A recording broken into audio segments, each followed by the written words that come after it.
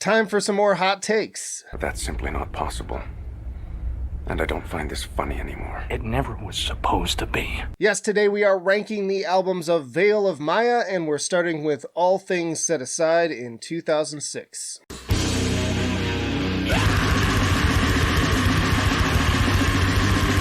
So this album was self-produced and released through Corrosive Recordings, so it's predictably pretty rough around the edges and is not available on Spotify. It's also the only album with Adam Clemens of Scheider Lagoth, Skeleton Witch, and Wolfhammer on vocals, and second guitarist Brian Ruppel. Not bad for a debut, especially considering deathcore was in its infancy around this time, but bear in mind this is also the year of albums like Bring Me the Horizon's Count Your Blessings, and a year after the Red Chord's fantastic Clients. I really don't have a ton to say about this one. It's worth checking out if you're a fan and you haven't, but within the scope of their discography, it feels more like a historical oddity and a footnote than something most people would revisit on a regular basis. So I'm putting this one at C tier. Next up is The Common Man's Collapse in 2008.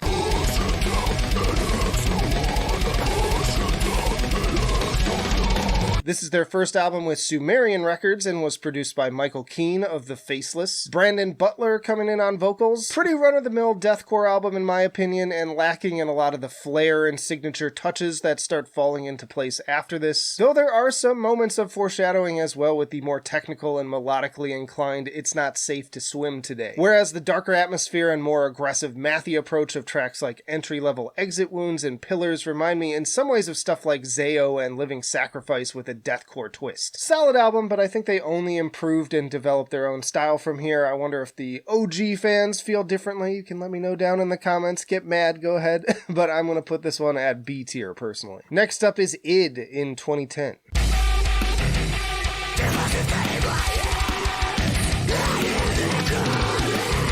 So this album obviously named after Freud's term for the more unconscious and impulse-driven part of our consciousness. Also produced by Michael Keane of The Faceless. Really chunky stuff. I love the creepy, almost Korn-like effects on tracks like Unbreakable. Awesome drumming and deep death growls on the groovy Dark Passenger, which is also a reference to Dexter, which was a show I was super into around this time. You want a hug?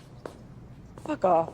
And continuing with the pop culture references, the breakdowns on the excellent Namaste are apparently written in key to the Hatch numbers from Lost, which I religiously watched every week with my family in high school, and it was my first taste of a show betraying me with a horrible finale. Oh, if I only knew how much worse it could get. Disappointing. The Higgler is a super mathy riffer, love the more melodic progressions and trippy synth elements on Resistance, great riffing on Mowgli and Conquer as well. This is actually potentially my favorite of this era of their sound. I'm going to put it at A tier. They followed that up with Eclipse in 2012.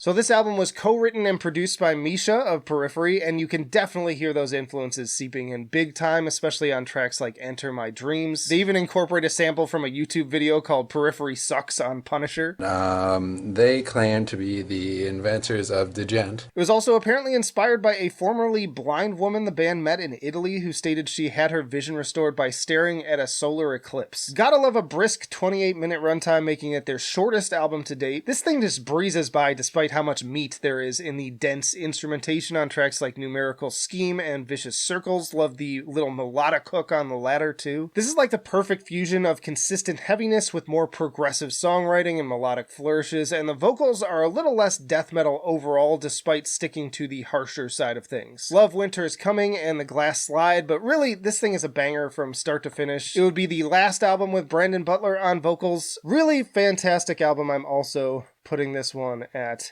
A tier, but brace yourselves because things are about to get a lot more controversial. All hands, brace for impact. We've still got 3 albums left, but if you're enjoying the video, be sure to hit the like button and comment your own rankings down below. But we are continuing on with Matriarch in 2015.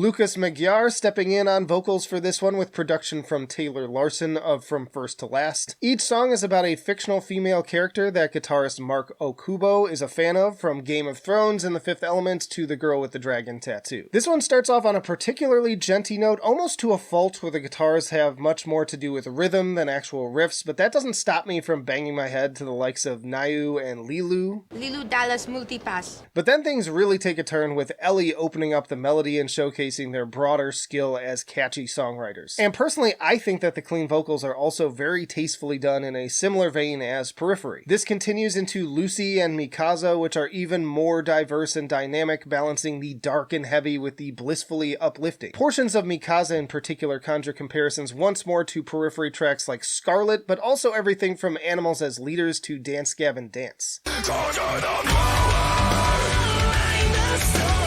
Even when things get especially poppy for stuff like Eris, I'm on board thanks to fantastic performances all around, and Lisbeth makes for a beautiful conclusion. I can understand why many of the fans were upset by the softer directions of this one, but why make the same album over and over again when you're capable of so much more? The previous albums still exist. Me personally, this one's going to S tier. They followed that up with False Idol in 2017.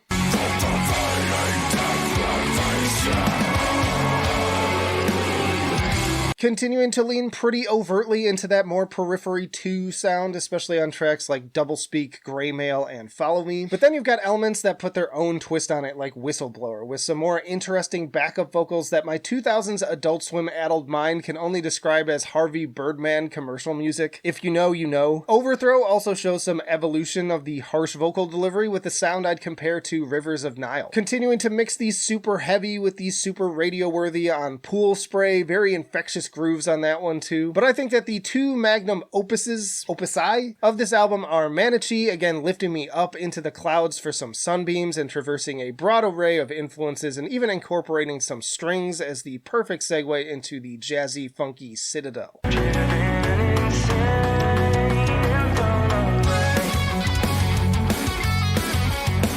Another triumph, in my opinion. This is way more interesting than just breakdowns. I like Matriarch a little bit more overall, I think, but they're both great in my mind, so this one's also going to S tier. And that brings us to Mother in 2023.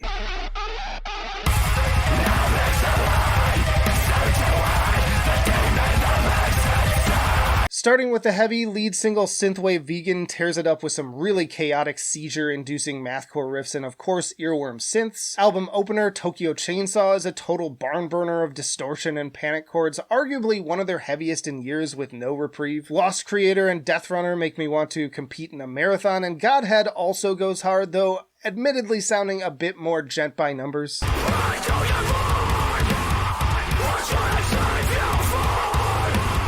On the more melodic side, Reconnect feels like it would have fit on either of the last two albums with its mathy, uplifting picking patterns and drifty chorus mixed in with the chunkier parts. And Disco Kill Party is also a fun dose of upbeat Periphery vibes with plenty of riffage. But then there are also some tracks where I'm feeling more of a clash of elements that were once seamless. Mother 4 actually had me a bit confused when I first heard its effects-laden soft vocals alongside the kind of Stranger Things synths, but this one has enough cool progressive elements and truly searing harsh moments sprinkled throughout to make it mostly work for me.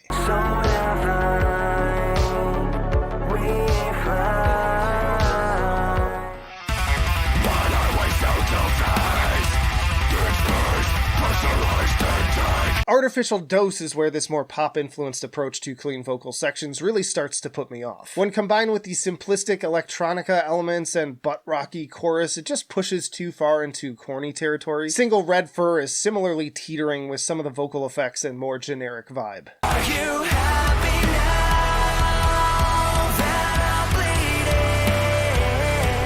It's an interesting conundrum I'm having with this one, because it's only a few sections I really take issue with, even though they aren't very representative of the album as a whole. They're in the forefront of my mind. Take those out and the majority of this record is potentially the heaviest thing they've put out since maybe Eclipse, but with them included it ends up feeling a little bit disjointed with the colors clashing at times. It's like 75% certified banger and 25% experimentation that doesn't quite pan out, and unfortunately that 25% ends up infecting the larger recipe. I'm actually curious what this album originally was going to sound like, considering that they reportedly scrapped much of the material in late 2021. Regardless, I'd say that Mother falls short of what I'd consider to be its far more airtight predecessors, consistently being neither as technically proficient or emotionally engaging to me. Even so, still a strong outing. I'm going to go ahead and put this one at B tier. Y'all check out these playlists for more metalcore and deathcore rankings, and again, let me know your thoughts down below. But that'll do it for now. Flight of Icarus signing off. I will see you in the trenches.